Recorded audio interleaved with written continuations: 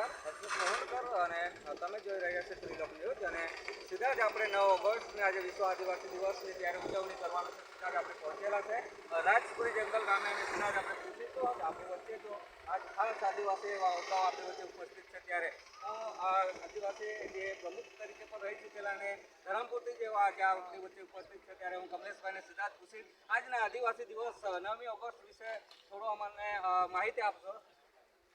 જય જોહાર, જય આદિવાસી. કમલેશ પટેલ, આદિવાસી એકતા પરિષદ. 9મી ઓગસ્ટ એ વિશ્વ દૂષિત કરવા દિવસ છે અને એ એટલા માટે કહ્યું છે કે આદિવાસીઓ સંગઠિત રહી જીવનશૈલી છે, એમના પહેરવેશ છે, એમના વાજિંત્રો છે ઉજાગર રહી અને બીજા સમાજને ખબર પડે કે આદિવાસી જીવનશૈલી એટલે જોરદાર જીવનશૈલી છે. તમે જોઈ રહેલા છો કે અત્યારે પૃથ્વી પર અરાજકતા ફેલાઈ રહેલી છે. હા, વરસાદ અત્યારે જોરદાર હતો.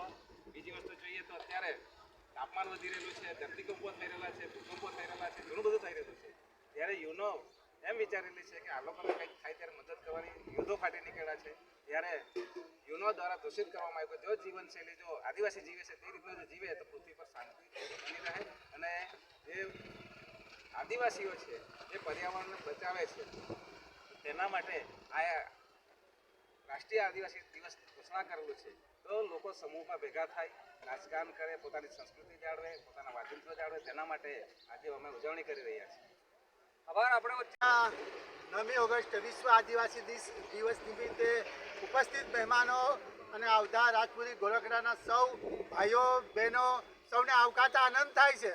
મૂળ વિશ્વ આદિવાસી દિવસની ઉજવણી એટલા માટે કરીએ કે જળ, જંગલ અને જમીન બચશે તો અમે બચીશું અને એના માટે આ ધરતી મારી માં છે, જળ એ મારું જીવન છે અને પર્યાવરણ, જંગલ એ મારું ઘર છે. એને જો બચાવશું, એને બચાવશું તો અમે બચાવશું એવો એક સંદેશ લોકો સુધી મળે.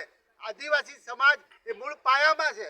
જો આદિવાસી સમાજ હટશે તો વાસ્તવમાં ઘણા બધા પ્રશ્નો પણ ઉપસ્થિત થાય. તો આજના આ દિવસ નિમિત્તે મૂળ આપણે જાગૃત થઈએ અને આ માં ધરતીમાને બચાવીએ એવો સંદેશ આપું. આભાર. Thank you. એવી જ રીતે અમારે ત્રિલોક ન્યૂઝને તમે જોતા રહેશો એવી હું આભાર માનું છું સર્વને. Thank you very much.